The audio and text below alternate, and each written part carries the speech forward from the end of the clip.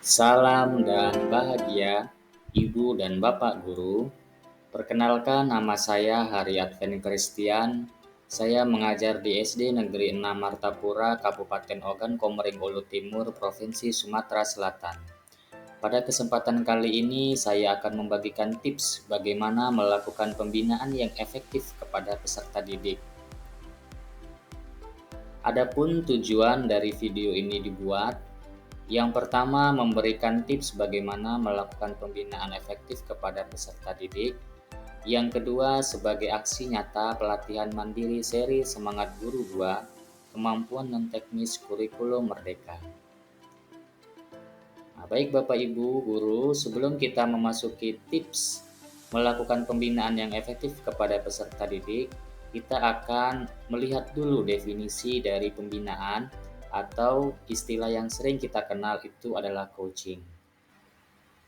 Coaching merupakan seni komunikasi yang di dalamnya terdapat percakapan antara coach dengan coachee. Nah, di dalam coaching itu sendiri terdapat unsur yang pertama itu guru sebagai coach, yang kedua peserta didik yang bertindak sebagai coachee. Adapun tugas guru sebagai coach di sini adalah memberdayakan pikiran coachee sehingga mampu mengubah cara berpikirnya dan menciptakan kesadaran baru untuk melampaui apa yang menjadi tujuannya. Selanjutnya, tips melakukan pembinaan yang efektif. Yang pertama, membangun kepercayaan atau trust. Untuk mendapatkan hasil yang maksimal dalam proses coaching atau pembinaan, seorang coach harus layak dipercaya. Sehingga di sini nanti terjadi proses percakapan antara guru dan peserta didik yang terbuka dan jujur.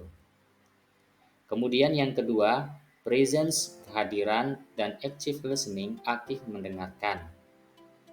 Kehadiran di sini berkaitan dengan tingkat kesadaran seseorang untuk menjadi seseorang lainnya. Nah, pada tahap ini, seorang coach harus bisa menghargai seorang coachee atau seorang peserta didik yang memiliki keunikan dan perbedaan latar belakang, keluarga, ekonomi, sosial, pendidikan, dan lainnya.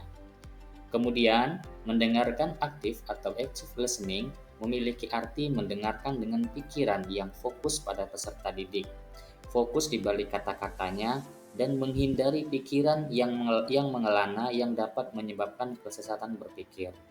Adapun teknik mendengarkan di sini, yang pertama itu mendengar melalui kata-kata, yang kedua mendengar dengan bahasa tubuh, yang ketiga mendengar dengan prinsip 80-20, di mana 80% mendengarkan dan 20% merespon dengan pertanyaan yang memberdayakan. Jadi dalam proses coaching itu sendiri, seorang coach atau seorang guru lebih banyak mendengarkan daripada bertanya atau berbicara kepada coachee atau peserta didik. Selanjutnya yang ketiga, bertanya dengan pertanyaan yang memberdayakan. Apa itu pertanyaan yang memberdayakan? Di sini pertanyaan yang memberdayakan adalah pertanyaan yang bersifat terbuka, pertanyaan yang mengarah ke masa depan, dan pertanyaan yang tentunya menguntungkan coachee. Adapun di sini beberapa contoh yang dapat kita lihat sebagai pertanyaan yang memberdayakan. Yang pertama, pelajaran apa yang sudah Anda dapatkan? Yang kedua, apa yang bisa membuat Anda disiplin? Yang ketiga, apa yang bisa membuat cita-cita Anda dapat tercapai? Dan pertanyaan-pertanyaan lain yang Ibu Bapak Guru dapat kembangkan sendiri, yang tentunya yang bersifat terbuka, mengarah ke masa depan dan menguntungkan peserta didik sebagai coachee. Baik, demikian tips yang dapat saya berikan mengenai bagaimana melakukan pembinaan yang efektif kepada peserta didik. Selamat mencoba dan belajar bagi Bapak Ibu guru hebat. Salam dan bahagia.